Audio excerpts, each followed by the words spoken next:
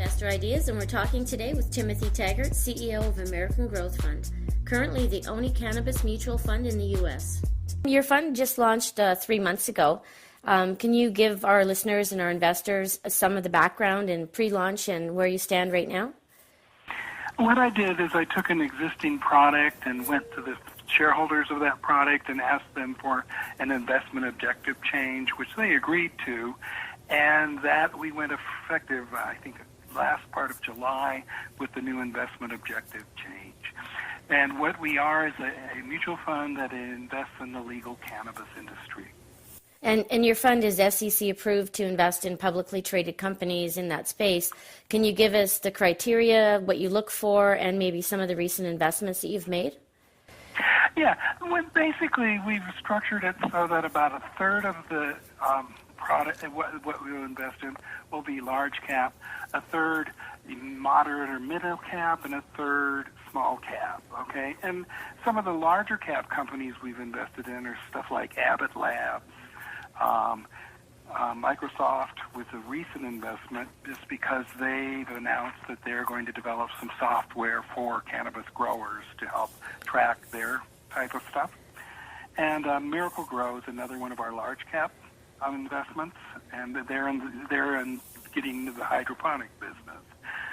Some of the smaller ones we invest in, there's a real estate condo type company that's publicly traded that is putting together real estate for grow operations.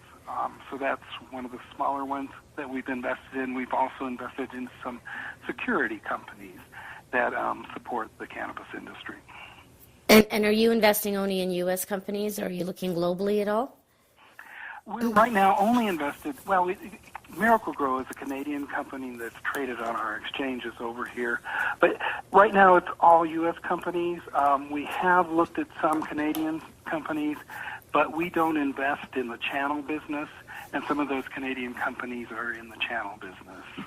Okay, and can you talk a little bit about the market opportunity and the growth in the U.S. Following the recent election and some of the new states that have legalized it either medically or recreationally, and what kind of numbers are being forecasted with this new change? Well, before the present administration, the forecasts were it's a $2 billion industry right now, and by the end of the decade, or 2020, it's supposed to grow anywhere from $20 to $22 billion. The month of November was hard on the cannabis industry type stocks because I think of a lot of uncertainty as to where the industry will go with the present administration. I think at least the medical end of it will survive, and it's my understanding that Donald feels that a lot of this should be put back at the state level, which is where I think it should be too. And if that's the case, then places like California, which came online this year for retail, and Florida this year for medical, are two huge growth markets. And what do you see as the biggest hurdles, and also in contrast to that, the biggest opportunities in the sector for the short term? For short term, I think the biggest hurdle is the banking industry. Right now, banks will not take any money that's related to the cannabis industry, and that is a problem for a lot of the industry that's out there, the $2 billion that's presently out there. Recently, Colorado, which is a little further ahead than a lot of states have done, announced, it was in just last week, I think in the Denver Post, that the first 10 months of this year, we saw the industry totaled $1 billion. And finally, for retail investors that are looking at investing in public companies in the space, what would you suggest in terms of their due diligence? What kind of resources? How should they approach it? For the retail investor that's looking at the cannabis industry, especially at the smaller cap stuff, a lot of those are just, they're very small companies, they're very volatile, they're very risky. And so I would encourage the retail investor to look at that as a very risky product and invest in that sense. Some of the larger cap ones, like Abbott Labs, those are large companies, and that's a different investment decision.